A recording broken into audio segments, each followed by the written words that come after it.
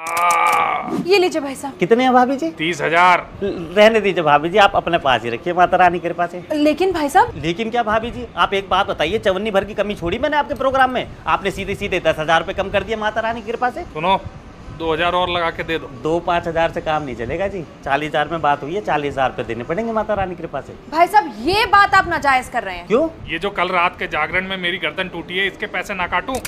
लो जी, ये गर्दन भी अब हमारी वजह से टूटी है आपकी। और नहीं तो क्या, किसकी वजह से टूटी यार? अब सर के बल खड़े हो गए, इतना भारी शरीर है तो गर्दन तो टूटेगी माता रानी की कृपा से। इनकी गर्दन को 2 मिनट के लिए साइड करते हैं।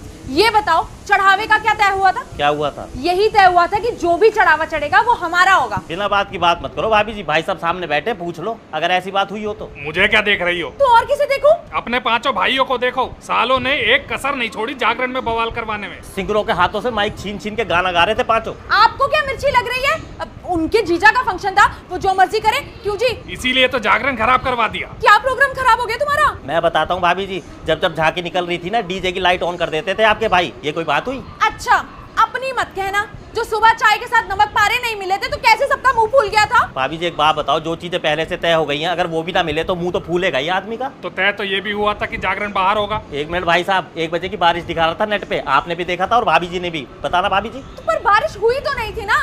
अच्छा खासा अगर प्रोग्राम बाहर हुआ होता तो मालती के घर तक आवाज जाती। तुम तो मालती को जलाने में रहना बस। अरे क्यों ना जलाऊं? वो छोटे छोटे फंक्शन करके पूरे मोहल्ले में हल्ला मचाती है। हमने इतना बड़ा जागरण किया और हम चुप बैठे रहे। बात तो बिल्कुल सही है माता रानी की कृपा से। हाँ ठीक है। और वो जो राशन बचा था वो तो इनके भाई ले गए।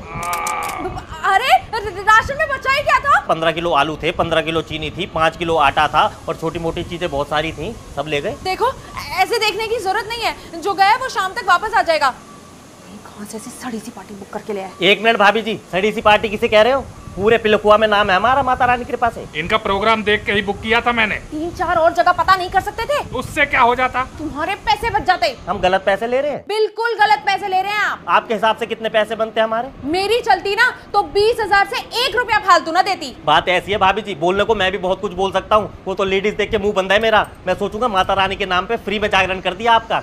जय माता दी। एक ग्राम विकास अधिकारी कभी फ्री में जागरण नहीं करवाता। आपकी बात अलग है, आप मुझे समझदार लग रहे हैं, लेकिन ये जो भाभी जी है ना, बिना पैसे दिए टरकाने के चक्कर में है मुझे। अरे बिना पैसे दिए अगर टरकाना होता ना तो सुबह 5 बजे जो तुम्हारा टेम्पो लोड हुआ था ना, उसी में तुम्हें विदा कर देती।